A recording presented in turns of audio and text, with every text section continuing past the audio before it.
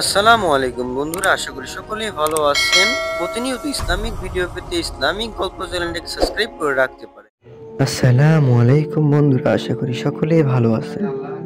আজকের এই ভিডিওতে আমরা দেখব কিভাবে মা হাজেরা, একজন মহিয়সী নারী, অত্যাচারী ফিরাউনের কবলে পড়ে অসম্ভব পরীক্ষায় মুখোমুখি হয়েছিলেন।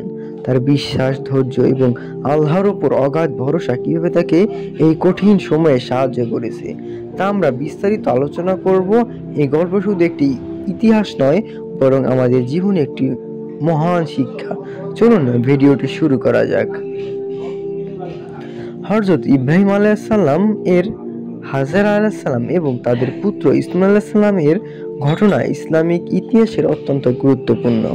এই ঘটনাটি আল্লাহর প্রতি বিশ্বাস, ধৈর্য এবং আত্মসমর্পণের একটি উজ্জ্বল উদাহরণ। একদা হযরত ইব্রাহিম আলাইহিসসালাম আল্লাহর নির্দেশে তার স্ত্রী হাজেরা আলাইহিসসালামের শিশু পুত্র ইসমাঈল আলাইহিসসালামকে মক্কা মরুভূমিতে রেখে আসেন। সে সময় মক্কা ছিল একটি অনুর্বর এবং জনমানবহীন স্থান। ইব্রাহিম আলাইহিসসালাম এবং তাদের আল্লাহর উপর ভরসা করে রেখে যান। হাজেরা আলাইহিসসালাম আল্লাহর ইচ্ছায় সম্পূর্ণ আত্মসমর্পণ করে এবং ধৈর্য ধারণ করে।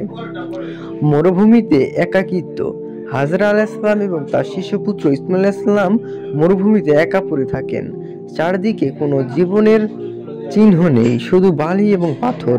এই পরিস্থিতিতে তিনি আল্লাহর উপর পূর্ণ বিশ্বাস রাখেন। কিছু সময় পর শিশু ইসমাঈল আলাইহিসসালামের পিপাসায় কান্না শুরু হয়।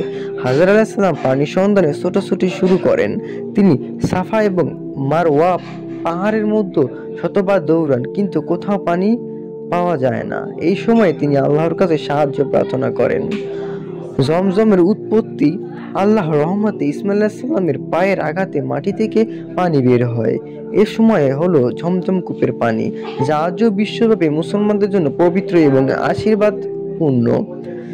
ঝমঝম কূপের পানি পাওয়ার পর হাজেরা আলাইহিসসালাম এবং ইসমাঈল আলাইহিসসালামের জীবনটা সহজ হয়ে যায়।